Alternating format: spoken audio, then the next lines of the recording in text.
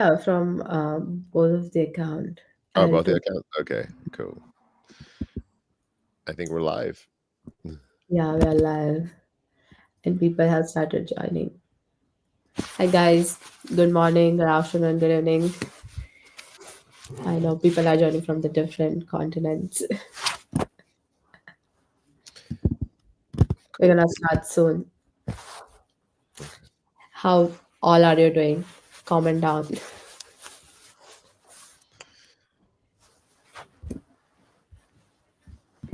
We're gonna wait for a few minutes for more people to join so they don't miss out anything that Billy is going to share. Yeah, yeah, for sure. We are hopefully a different skill today. I know we've been talking about the Aave fork a lot, being able to fork it, being able to do liquidations on it and everything. So I wanted to introduce a different tool that a lot of people use, would be Tenderly. So let's see how that goes in a little Yeah, bit to do simulations and we're stuff. gonna we're gonna use something new for flash loans, right? Yep. Yeah. So we could do it step by step. Let's see. Yeah. So I'll just wait for you to start the intro and then we'll intro. Yep, yep. I'll be starting soon. One more minute. Okay. All right. It's I'll just 52 stare. people. Yeah, it's I'll 52 right start. now. Let's have our go. We'll just look at each other for 60 seconds right here.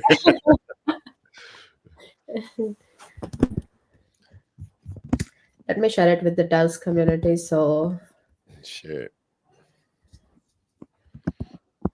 we do have enough people to get more knowledge as developers. Sure. Mhm.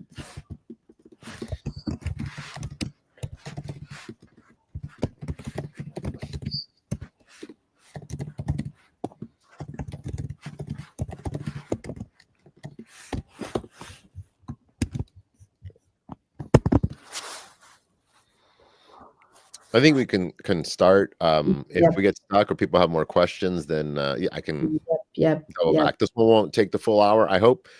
This one will be pretty Going straightforward, to but if the you have questions, Cola. we'll go for Yeah, it. yeah, yeah. Okay, let's start then. Hello, everyone. My name is Nidhi Nakrani, the devil from Metis. We welcome you, all of you, and Villages as well, our best friend. Every workshop we have with Villages. So, is the Deborah from API3. We are going to have this workshop on the flash launch, how to perform a flash launch with Tenderly with API3. So let's get started. If you have any questions, feel free to drop out in the comment section and let us know. Let's do have the tons of questions for Billy. Yeah. Handing over to Billy now. Yeah, thank you. Again, I'm Devrel for API3. If you've been following along, we've been going through a series of workshops. I'll go through it in a little bit. Again, the goal is, to sprinkle a little bit of API3 Oracle systems, but also teach skills for people to become searchers or use tools that, you didn't know existed or didn't know how to exist. So that's kind of what we're doing here. Our focus is going to be on flash loans, but let me just take you back really quick. We are API3. We are an Oracle Solutions, basically price feed data for your lending protocols. Uh, I am your developer advocate, developer agent. If you have questions about integrations or how it works, you can always hit me on Twitter. It's a mixture of technical stuff and trends in crypto and then just a lot of sarcasm. So if you like that, I'm the perfect guy for you to follow here and there. So the first workshop we covered was the fundamentals of API3, how to use the price feed, how to get it in your smart contract, how to use adapters in your code. If you were using like a different Oracle and you wanted to fork over for a hackathon or to go to production, many people have things in production, but they want to use API3 Oracles. We showed you how to do that. So if you check up the YouTube on Metis, you can see that that's what we covered on the first workshop. Second workshop was OEV. What really makes API3 stand out was the OEV network and kind of the basis of this entire series of like how to become a liquidator using the OEV network. I call it like MEV on training wheels, how to perform liquidations. Nowadays, almost all oracles are doing a some type of OEV solution. So calling liquidation isn't a option anymore now in the future. And so like you'll have to learn how to do some kind of OEV solution on there. I will do a flash loan on ETH. it'll be on ETH mainnet on there for that quick question on there. So the third workshop, we put it into threes. One was just deploying of a fork of it, deploying it on any network. So we deployed it on Metis. And then I show you how to do a general liquidation with an EOA wallet, how it works, how that flow works. And then that third workshop we did with that is also do it with the OEV network by basically placing a bid, getting first priority, and then performing that liquidation through a smart contract. And so today we're putting in the fourth workshop. We're splitting it in two parts. Is basically learn how to perform a flash zone from borrow lending platforms. We're going to do it on Aave V2 and V3. And then in the second part, we're going to put it all together. Everything we've learned from workshop 1, 2, 3, and 4, we're going to put it all together to do something that we would do as a liquidator, right? We would see the opportunity. We would bid on the OEV network. We would update the Oracle, but we have no money. So we're going to do a flash zone, borrow it, pay back our loan, and then come out with profit on there. So you can see the two potential of everything that goes through. So today we are going to perform a flash loan. So workshop breakdown, key learning points. What is it? How does it work? What are the differences between doing a flash loan on Aave V2, V3? Maybe you've seen some stuff out there on the internet. When I was trying to learn flash loans, I would learn stuff and then they would just stop like, oh, here's how you perform the flash loan. And then I would never move past that. So I'm hoping to move past that today for you guys. And then how we're going to use it for liquidation, right? When we do a flash loan, we have to swap stuff. So we have to do certain things in our smart contract in order to do something. And I'll explain why we need that. And then we're going to execute that all on the smart contract level. We're not doing a script. We actually have to deploy a contract and then perform it on that smart contract. So what are flash loans? How do they work? It lets you borrow a certain amount of money for one transaction block, right? So I see an opportunity, or I want arbitrage or liquidation, or I just want to try it. This is the only technology that will let you borrow millions of dollars for 12 seconds or 10 seconds, depending how big the block is, and then you pay it back, right? You have to pay it back in the same transaction or it will revert. So you can't just walk away with the money. Within your smart contract, you have to have your trading logic. So there is usually a fee to that borrowing. So you have to have enough money to pay back that fee. So you would probably want to trade on a DEX, or if you did liquidation, you would have some money left over to pay that fee.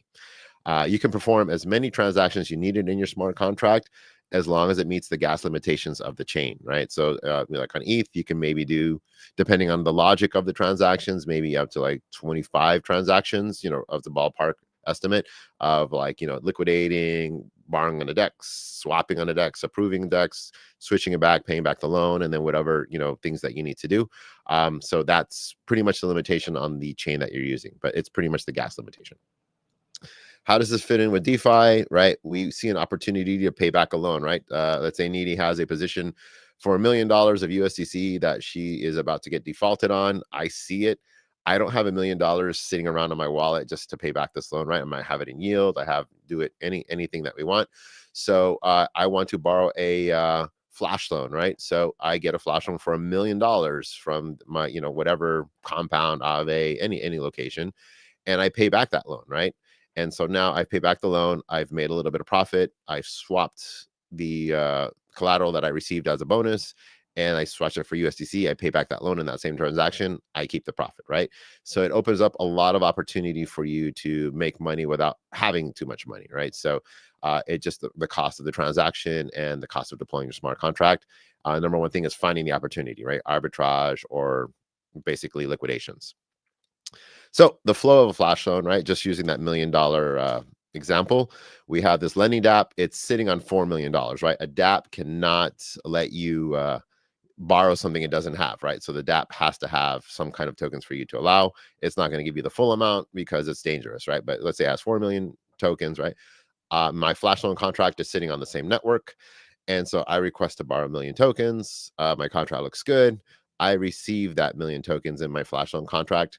In the middle, I'm going to do something with it, whether it's liquidate, it's going to, maybe DEX arbitrage, something that generates me more money.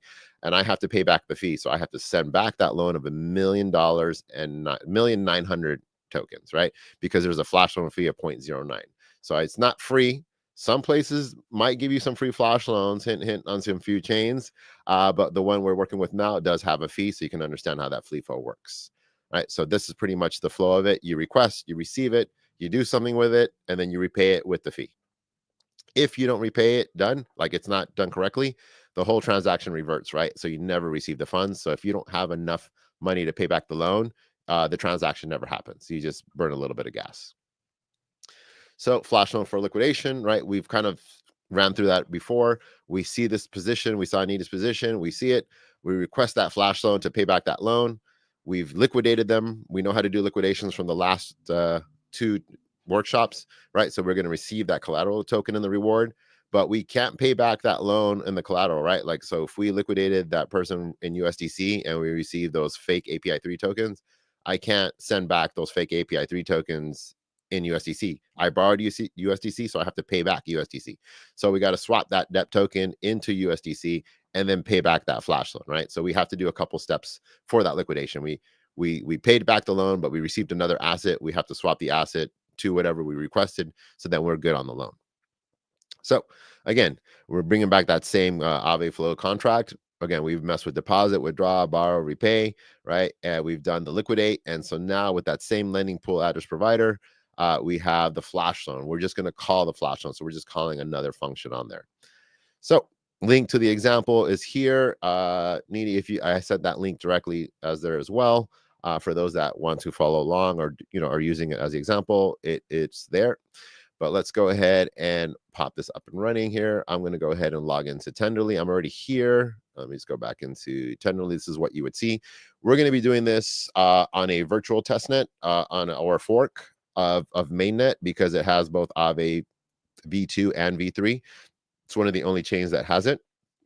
So, when you're doing testnet tokens, when I was trying to find examples for V2, the Polygon mainnet or testnet was gone. The Avalanche testnet had no test tokens, right? You're suffering with the issue of not having enough gas tokens or testnet tokens, and then the tokens that it interacts with are limited, right? We can use our own fork, but I figured it'd be a good time for you to learn a new tool, right? So we want to work on Tenderly. So we'll be doing our deployments and everything on a mainnet fork. I'm going to put this to the side really quick on there and show you our repo. So the repo with our flash loan tutorial has two folders and some main stuff here. This one, again, covers flash loans for Aave V2. This one covers flash loans for Aave V3. Virtually the same, other than the adjustments of the differences between doing the flash loans for the two. And then right here on here, I have this generate wallet. So it's just basically a script that's going to generate the wallet for you on here, because I'm going to show you how to do the private keys and how to do add the RPCs from Tenderly in there, so you can basically run the entire simulation and check it step by step on here. So for those that just forked it over, you can just use yarn install on the main root folder. That's just going to be able to do the root here, and then you need to yarn install here. This is a global env example here. It just takes the private key and the endpoint. So I'm just going to go ahead and copy that in and make a .env.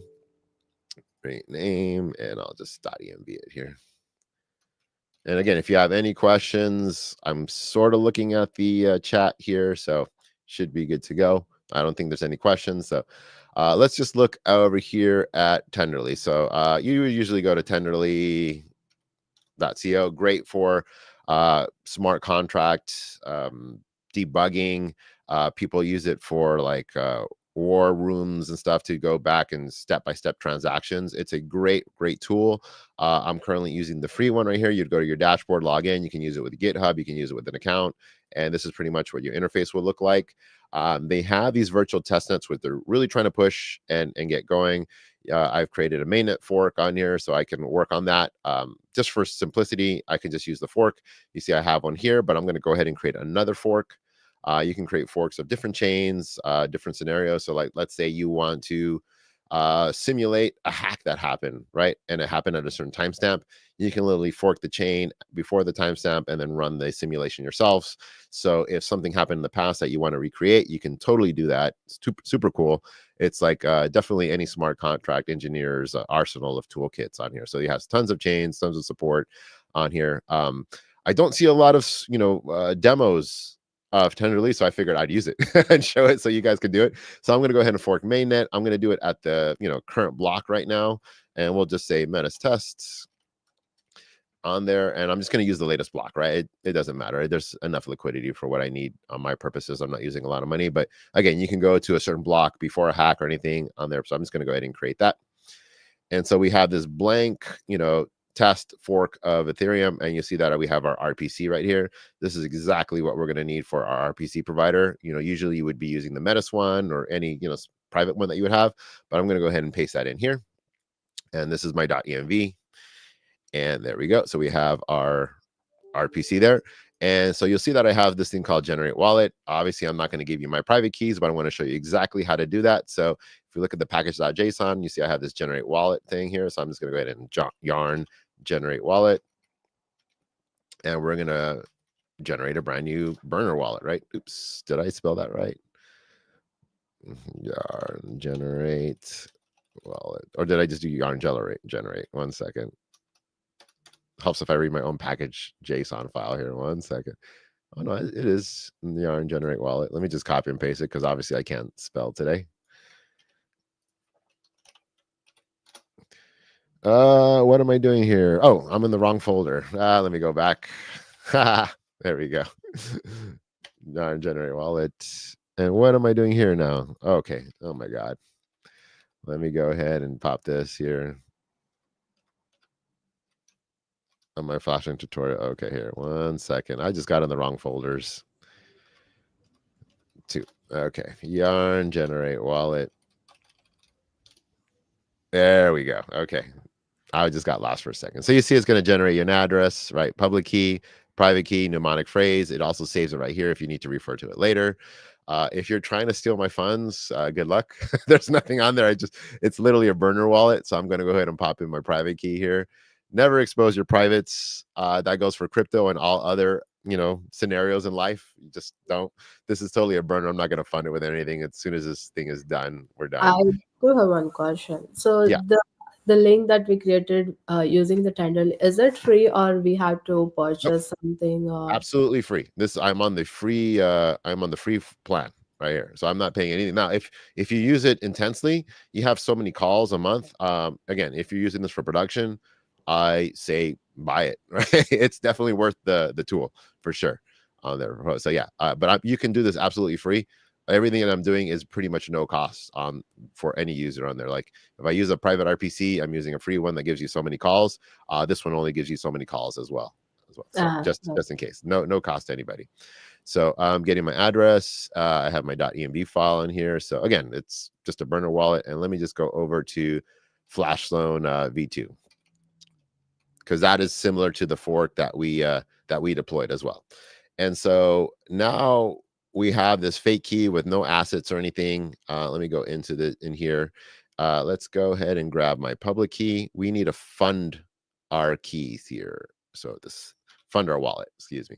And so if we go into the fork and in here, we can fund the accounts. Right here, I can just enter my account here and I can fund my account with 1,000 ETH. And there we go. I have 1,000 ETH. And again, it's all virtual, and I'm going to use that same public key. And for our purposes, I'm doing USDC and DAI. So I'm just going to fund myself with like a whole bunch of USDC for the flash loan, and then a whole bunch of DAI. And so that I have DAI, USDC, and I'm just going to do DAI. Same thing, just a whole bunch of zeros.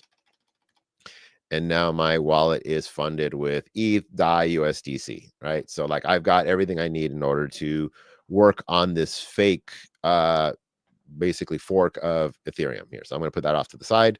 So let's look at our contracts here, right? So you'll see that I have a few files here. Let me just close this. The most important one here is the flash loan. This is a very, very basic flash loan.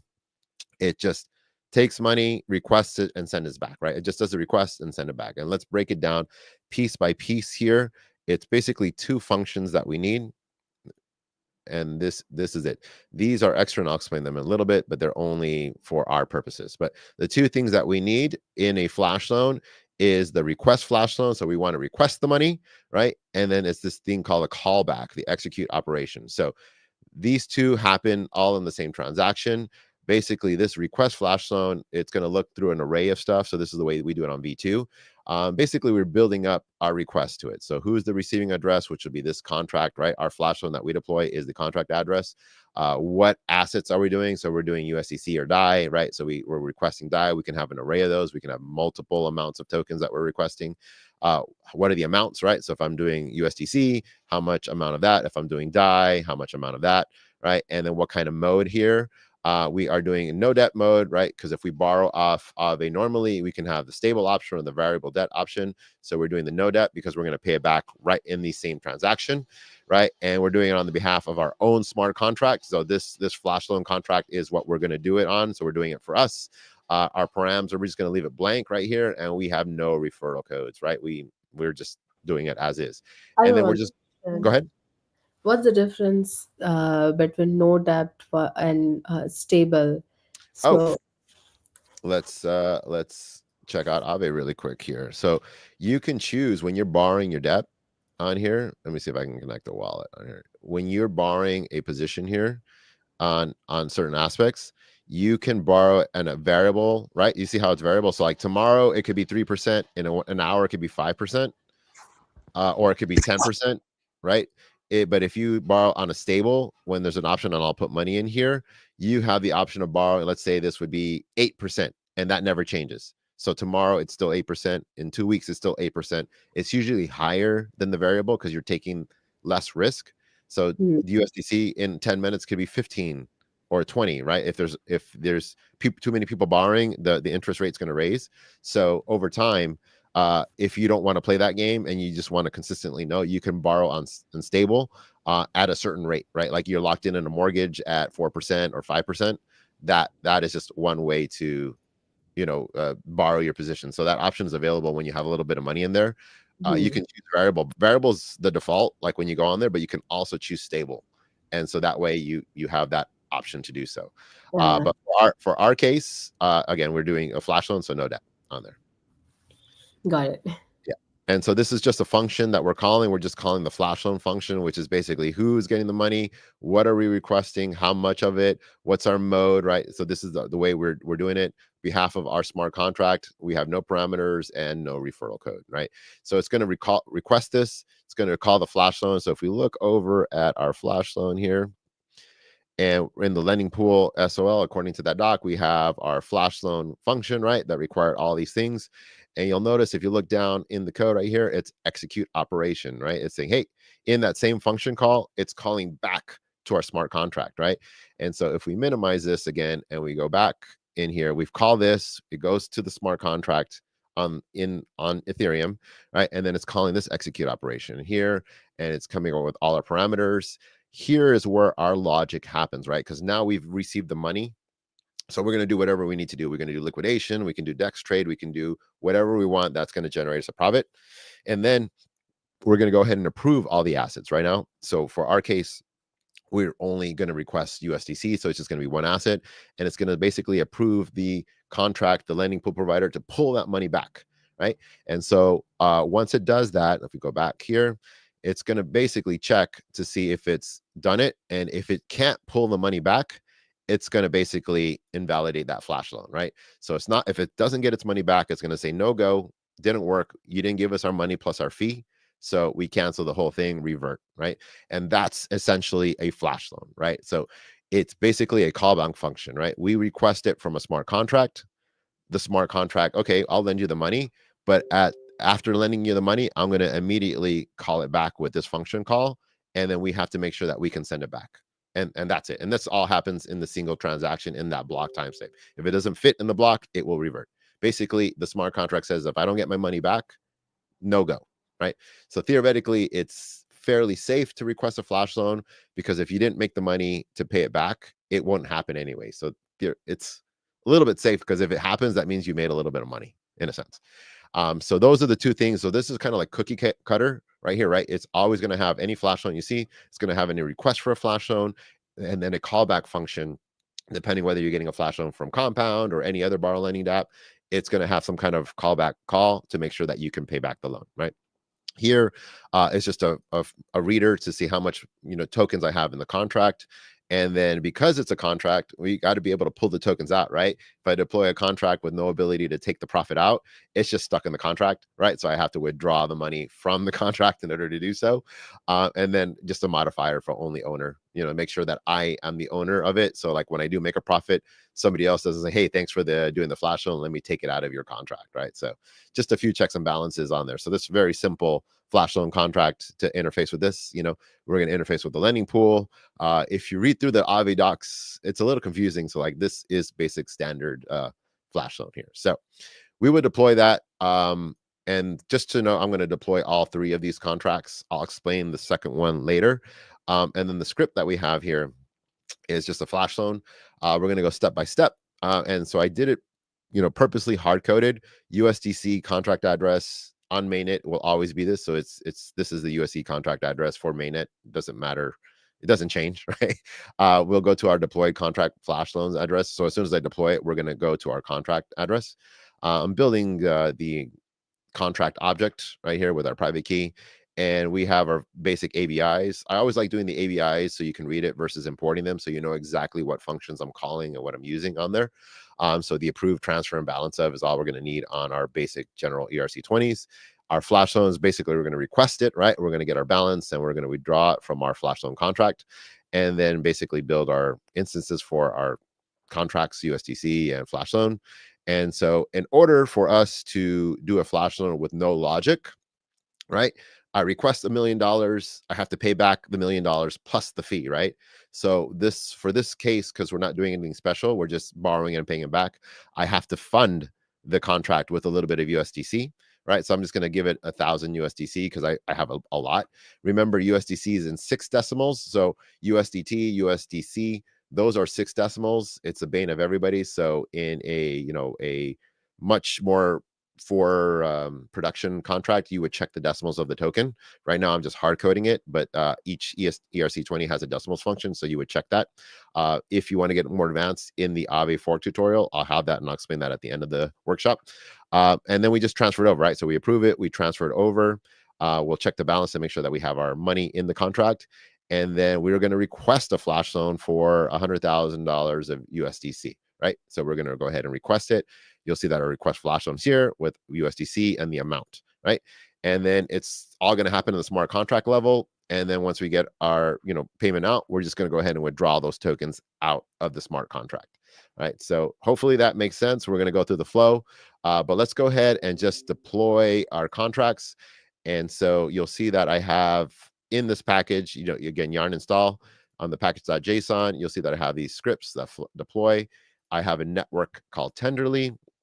And if we look at our hard hat config, you see that I have an RPC endpoint on our account. So it's just basically we're going to use the network Tenderly to go into our RPC network. So nothing out of the ordinary here. So I'm just going to go ahead and yarn deploy. And so you'll see it. And so it's going to deploy 3 contracts, right? The only one we care about is our flash loan contract. But just to show you how this thing works. So a flash loan deployed here. Our DEX is deployed here, and then our flash loan arbitrage here. So you'll see that we have the deployed contracts. I have it saved locally, so you can always refer to them later so you know where they are. And then let's go ahead and check Tenderly. So now we've actually deployed something on the chain. And so if we refresh, you can see that we should have 3 transactions for each one of our contract creators. This is our flash loan. So if we look at it, it's a beautiful thing. If you are into opcodes and if you are into stack tracing, everything, this is a great center because it shows you exactly the push operations and everything that you need to go in here. So like if you're into that and you want to go step by step to the lowercase level of how much gas is being used, perfect, right? It gives you all the contract information. This is what we've sent out. This is our events and everything. So it's really, really nice tool. You'll see that we have our 1, 2, 3 contracts that are deployed on here. So you can see how awesome a tool that is because you have a control environment. And again, there's no testnet tokens. It's just literally RPC calls. So super cool, right? And so let's go ahead and do our next step, right? Which is basically our flash loan, right? We have our contracts deployed. It's sitting there waiting to do a flash loan against the Aave that's living right now. So it should have enough money in there in the bank. So we're just going to go ahead and yarn flash loan. And we'll go through all the steps here. And yarn flash loan. So it's going to go ahead and take it to the top. Let me make this bigger and minimize this so you can see it. So it's transferring the USDC that we have in our wallet to the flash loan contract. We can see that it has the balance. So it's going to request the flash loan executed. and it's withdrawing the remaining USDC, and it's successfully. I am using node 22. I switched back for 22 and 23 for some issues. So with the script, sometimes may go bad. So I'm just going to control C it out just to kill that. It was designed for node 18 because of the old software that's using on this old V2. So just in case it gets stuck, just a heads up on there, but it works fine. So let's go ahead and refresh that, and we'll kind of go through it step by step. There should be way more transactions. And you see that there's way more. So we have 4 more transactions. One was the approval, right? One was transferring, one was the flash loan, and one was the withdrawal. So if we look at this one, we can probably see that we have an approval, right? We're sending our value of 100,000, or yeah, I think 1,000 or 100,000, whatever I set the approval for. Let me check that on the contracts. Yeah, 1,000. So we're approving 1,000 on here. That's the 6 decimals behind it. We're just approving the contract to say, hey, we're going to move it over to this contract. Next one, we're actually going to transfer it. So if we click on it, we can see a transfer. And you'll see right here, there's a token transferred function. You can see that I've moved 1,000 USDC to our smart contract address, our flash loan. So you can see that. If you look at the opcode level, you can follow every step of the opcode. But basically, we moved it over. And then we do the flash loan. This is where it gets pretty cool, right? And so now we can look at our flash loan directly. And you'll see there's a couple steps here. So let me go ahead and see if I can increase the size of that. And right here, we get a flash loan. We request the flash loan for 100,000. Let me go a little bit more. We're requesting it to our smart contract, 100,000 tokens. Awesome. You see, like with Aave, we mint those increasing AUSDC tokens, right? Like if we deposited, this is negligible. This is something that gets burned in the same transaction, but it mints it out for that flash loan. And then you see that we pay it back, right? We pay back our 100,000 plus the fee, right? Because of that 0.09%. So we're paying back that fee for it. So we had I had to fund the smart contract with a little bit of USDC so it can pay back the loan. But that's it. This is literally the flash loan, right? I get 100,000. I did nothing with it in between, and I paid it back, right? That's pretty much what this does. And then the last transaction was when we withdrew the extra tokens, right? I pulled the tokens out. I funded it with 1,000. I paid the 90, so I'm only taking 910 out, right? So we know that it used the money that I submitted to it to pay back that flash loan, right? So hopefully that makes sense, because we're going to step it up till the next step, right? Are we good so Yeah. far? Yeah. Okay. All right. So let's take it back. Oops. Let's go back into the next step. So we understand how this flash loan works, right? We just borrow, pay it back. Well, that's not how we really do it in real time, right? This is where most tutorials kind of like just say, oh, well, that's great. Good luck on your flash loan tutorial, right?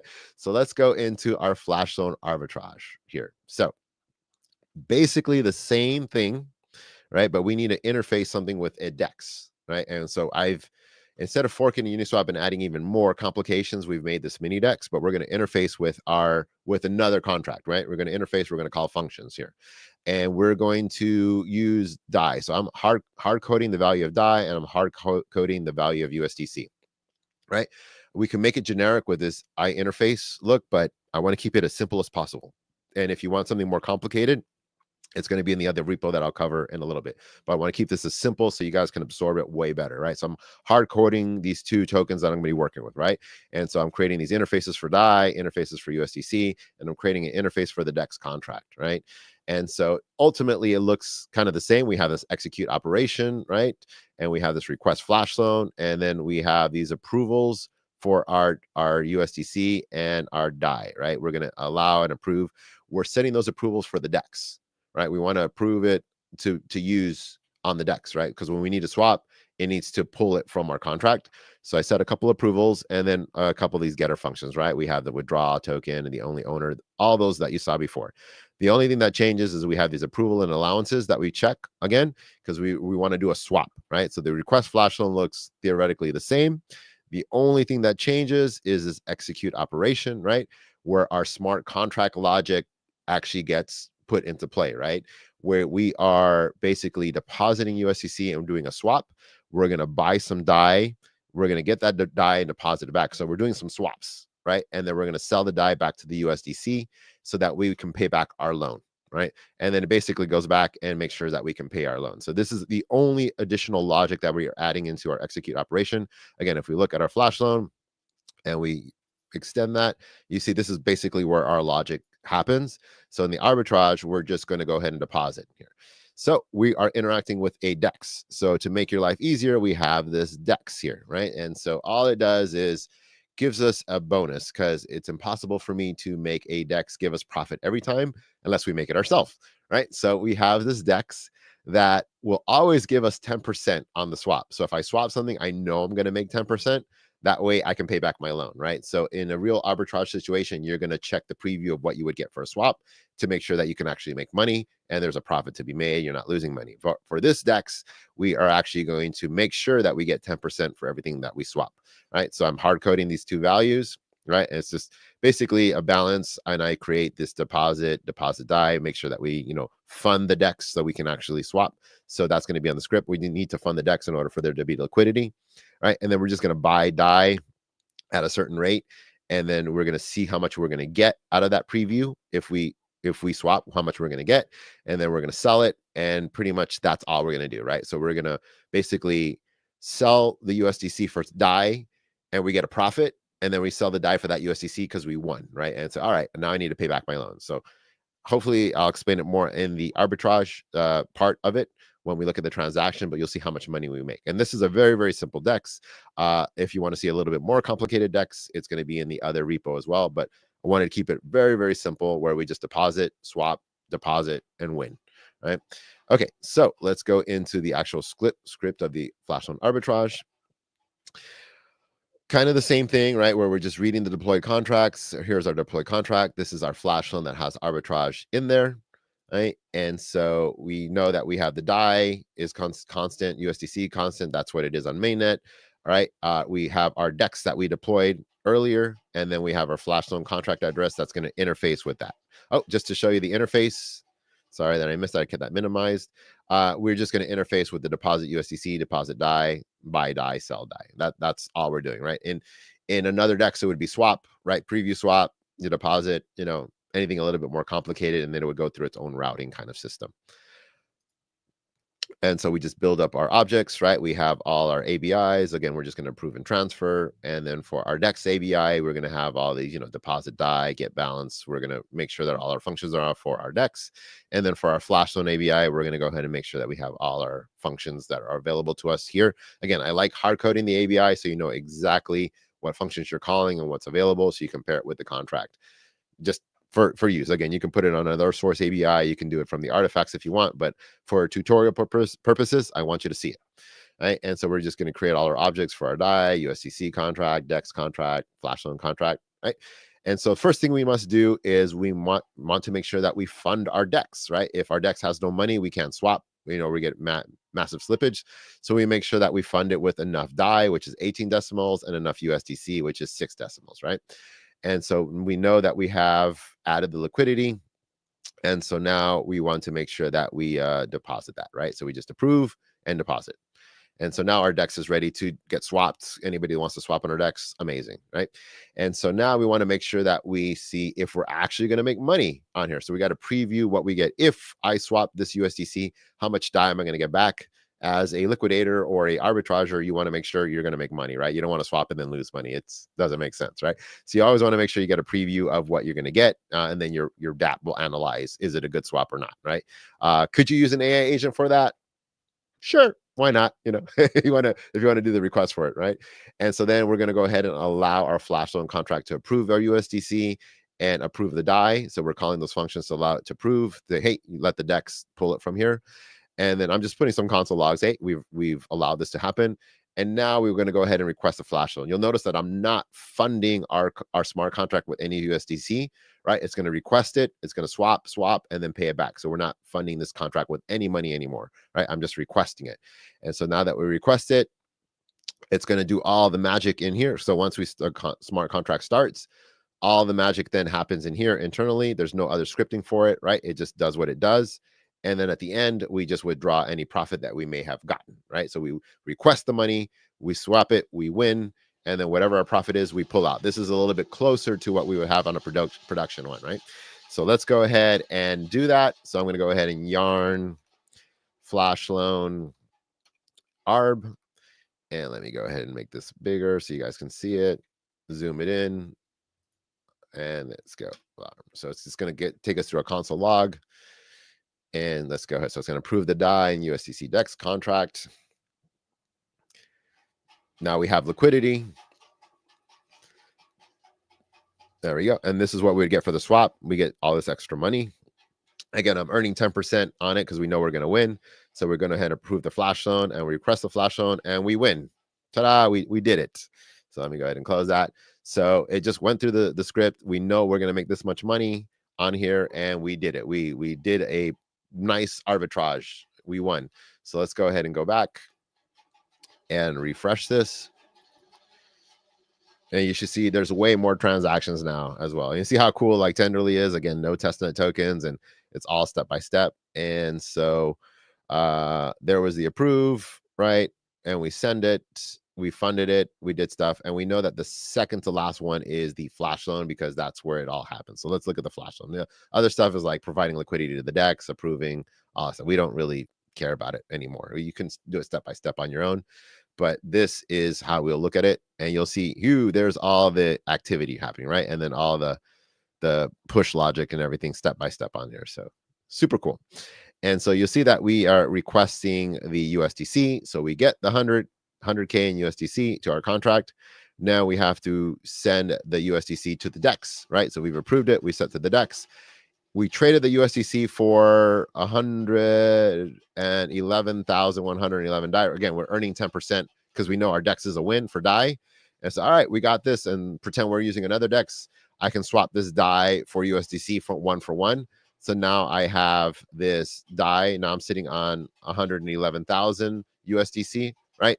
And then I have to pay back my loan of 100,090, right? Because we knew that was by borrowing 100,000, we have to pay 100,090. Remember, this is that minted yield bearing USDC. It just gets burned, so it's negligent for that transaction. But you're seeing we're borrowing it, we're depositing it on the DEX, and we're getting this out from the DEX from the trade. So this is the trade, right? And so I have this DAI. Now I'm trading this DAI on the DEX again, and then I'm getting USDC, so I can pay back my loan in USDC, and then I'm paying it back. Right. So that's kind of the step-by-step process of a very simple DEX on there. And then the last, project is basically what we got on our arbitrage win, right? And so I'm pulling out in this imaginary scenario, I've made this much money. I made $11,021 on this arbitrage trade, right? Because I found this opportunity. I did a flash loan. I had it with no money, just gas. And then I walk away with this much USDC, right? This is a theoretical scenario of we know what we're going to get in a DEX swap. Right. So hopefully this makes sense for the flow of flash loan, right? Of what opportunity can be made when you're doing a flash loan. Is it this easy? Not necessarily, but this is the general flow. If you can get this working, then you can start making it complicated by finding those opportunities, right? Of being able to do that. When you're doing a liquidation, you don't have to worry so much as long as you're getting the best rate for your liquidation, because you're getting 5% on that liquidation call. And then you got to swap whatever collateral you got for something to pay back that loan with, right? So if you did a liquidation call, then you're like, hey, I need to pay back this loan. Let's swap it out of DEX and then pay back my loan, right? Question, Edie, go for it. I'm all good for now. Oh, okay, you're good for now. Okay, so so that's basically V2 on Aave. Let's check out V3 as well. It's pretty much the What same thing, other than some I do have minor a changes. question now. What is the difference between V2 and V3? Well, it's a different interface. They've changed the Uh, contracts. They've had segregated pools. If you were to go on most interfaces, like right now, like if I did Aave.com and I did like Metis or anything, most likely they're going to be V3. And if we check Aave here, so you see how this says V3 right here, uh, V3. And so you have version V2, those are only available here, right? So there's still uh, markets there available, but V3 is the most common one that you see on layer twos, just got in it, case. got Yeah. Tenderly is so cool. Like, again, there, I don't know if there's any yet, but when I was learning Tenderly, there was like no tutorials or documentation available that was easy for me to digest. So I had a really, really hard time about learning about Tenderly. So that's why I decided to do this on Tenderly versus doing it on testnet. So you guys have another skill to do, right? You have forks. The virtual testnet is cool as well. So if you're doing if you're doing contracts, if you deploy your contracts and it's getting stuck on a debug section, and you can't Yeah, figure it out because the testnet's not giving you something, you can, exactly. look here, go step by Yeah, step and see exactly where it's getting stuck on, right? Because a generic error, it doesn't tell me anything, right? So it is a very, very cool tool for you to have in your arsenal for a smart contract developer for sure. Arbitrage or anything like that. Hacks, this is like, it has war rooms and stuff. Very, very cool stuff here. Yeah. yeah. Yeah. Thanks for that Yeah. Well, technical. yeah. So just to quickly cover, we have a few minutes just to show you the difference of a V3 and a V2 flash zone. V2 is actually a little bit easier on here. And so if we look at the way we set it up, again, same exact layout for the most part. You'll see that it's now using the core V3 contracts. So you can see that it's a different library import. I'm using Solidity 8 versus the one that was using Solidity 6. So if you look right here, you'll see that it's Solidity 6. So, some different versions, a little bit more up to date on here, and it has the simple receiver base. And if we look at the request, you see that it's not going through arrays of stuff anymore. It's much more simpler, right? It's just the approved amount. It's not going through loops. I'm not using arrays. Again, the simple one is just one asset, one return. They have an array one, but this is a much easier way to digest as well. You'll probably see a lot of tutorials out there that kind of stop at this one.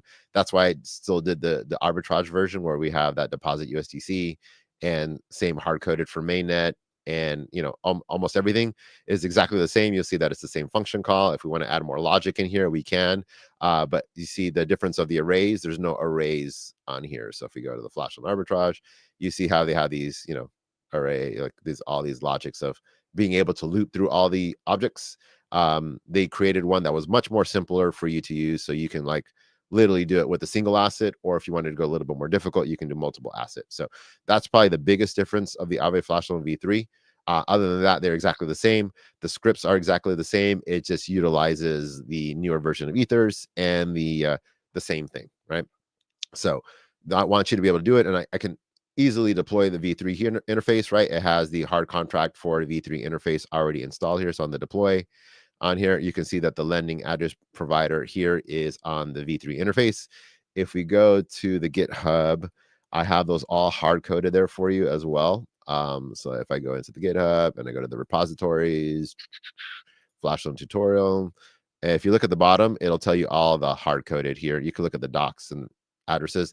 They just updated their docs to some new interfaces, so it's not as easy for me to find in a sense, but it's all there, right? So you just basically go through the flow. This is a kind of like a video companionship on there. But you say, all right, Billy, that was cool. That's great. But I want to use it on a more realistic style. Well, say no more, amigos. I have it literally here in our actual CLI demo. Everything that we did on the liquidations. If you look in here, I have API3 liquidations, right? So let me close all these. And so if you look at our contracts, you'll see that's the same thing. The Dex loan liquidate, where it actually does the liquidation on here as with a flash loan here. So you see that I'm still using the lending pool provider. I'm still doing all this interface, almost all the same here, except I'm doing a little bit more. I'm performing a liquidation.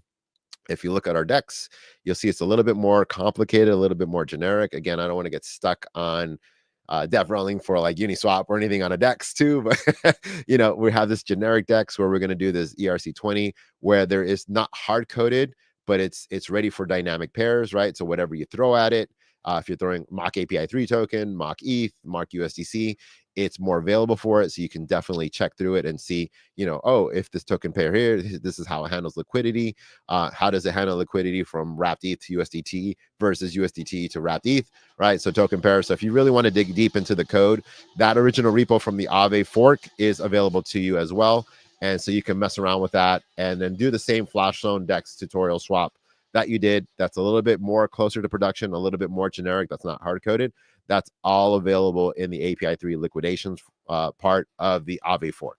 So it's already built in and it references all your addresses based on your deployments, right? So when I deploy my Flashloan liquidate, it's going against the lending pool source of what we deployed here. So our lending pool would be based on what we deployed, not the one that's on mainnet, but our own one that we want to play with, right?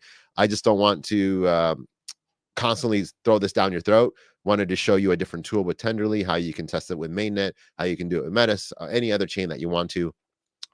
So nice tool to have, right?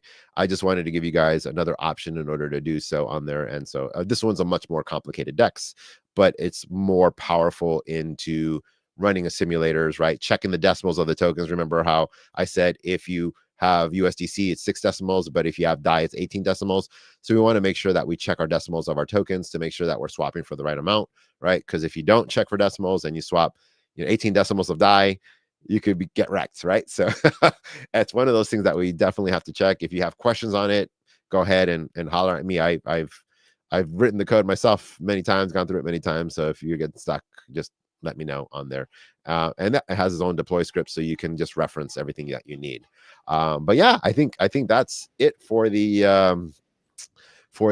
tutorial on Flashloans. The next one is putting it all together, right? Where we're mixing the liquidations, we're mixing OEV, we're doing the requests. We have no money. We're going to do a flash loan request from this Aave interface to borrow the money to pay back the loan. We're going to swap our profits, pay back the loan, and walk away with the profit, right? So we're going to go through all that. We're going to put everything that we built up, all these 4 sessions is going into this one moment right here where we start to become actual liquidators, where we can actually like make money in a sense, right? When there is like February 2nd, 3rd, right? Biggest liquidation event in crypto history, Yeah. right? Is and like there is money to be made. Everybody's losing money, liquidators are making money, right? So this is where it's all about, right? Using OEV to your advantage and getting all these tool sets ready to go, finding those opportunities, and then just going nuts, and then taking Yeah. opportunity.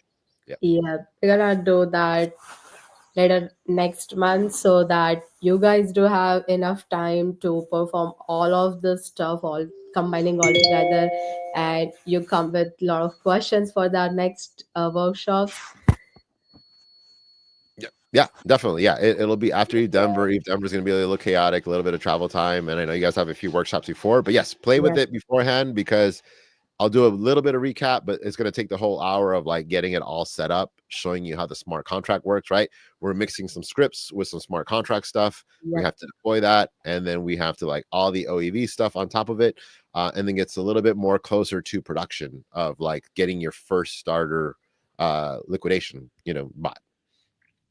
yep. So I think if we are done, we will be wrapping up this workshop for today. We do have the comment. I made some dollar towards the tail end of the liquidation event thanks to this Nice. There you one. go. There you go. Awesome. I see. Yeah. Even if it's like $10, $10 I didn't have, it feels good. I can't lie. That's why we always come up with the different type of workshops. So Yeah. to help Yeah. you to give you all the practical knowledge all together. So okay guys, that's the wrap for our flash learn workshop, everyone. And I'm particularly super thankful for all of you to joining us, to giving your valuable time to this workshop so that we provide you the valuable lessons and the practical knowledge. I hope you all are walking away with feeling confident about setting up flash loans with, especially with Tenderly. And we would love to see you building stuff on what we are doing on the workshop, and please share it with us, tagging us API3, Tenderly, and Midas, of course. um, this stuff is really powerful, but does not have to be complicated, right? So if you have any questions, let us know. We are all always available on the Telegram group chat on the Midas developers, as well as we can connect you to the API3, as well as any other partners. If you have any questions, error, technical things, issues, feel free to reach out us at any time. All right, guys. Thank you so much, Billijitsu, for this amazing workshop, for doing the getting us know that how we can do the flash loans with Tenderly. See you on the next workshop. All of Yeah. you guys. Bye bye. Take care. See you guys. Have a good one. Bye, guys. Ending the stream.